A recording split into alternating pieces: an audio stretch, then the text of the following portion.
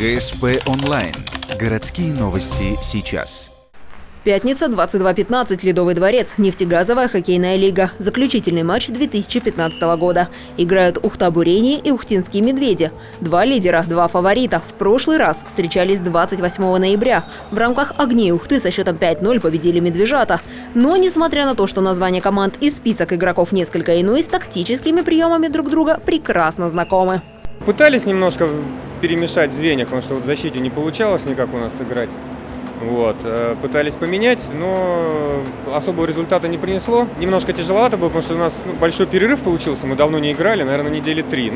И поэтому немножко раскачивались. Да, пока раскачались, мы уже получили себе.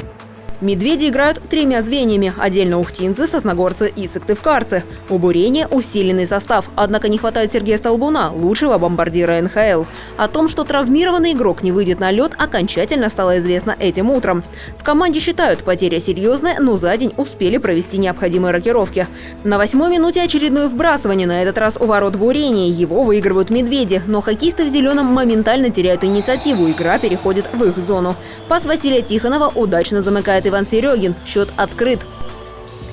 На 16-й минуте вновь отличается Серегин. Он отбирает шайбу у соперника и отправляет ее в ворота. На пути два полевых игрока и голкипер, но задержать спортивный снаряд не удается. 2-0 ведет Бурение.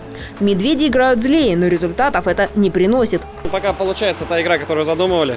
Немного, конечно, было нервозно, когда у наших ворот как-то есть такая суета. Но это, в принципе, обычные игровые моменты. То есть в целом, мне кажется, по игре пока понятно, что вроде установки тренера соблюдаются, все замечательно. Прогнозы наши примерно сбываются.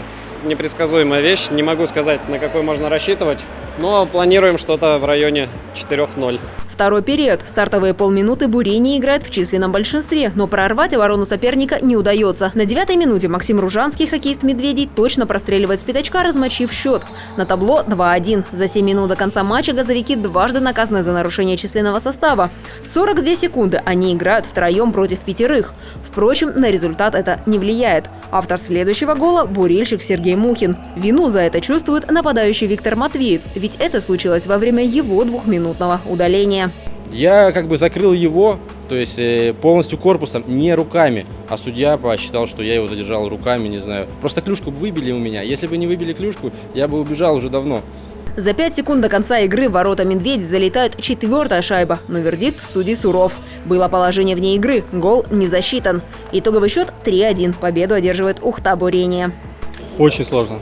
Я даже еле как говорю, потому что устал сильно. Так все было отлично. Я думаю, что я справился с задачей. В принципе, все удалось, задача выполнена. Мы выиграли, это замечательно. НХЛ продолжится в новом 2016 году. Расписание на матчи можно будет узнать в нашей группе ВКонтакте. Сезон в разгаре. Самое интересное только начинается.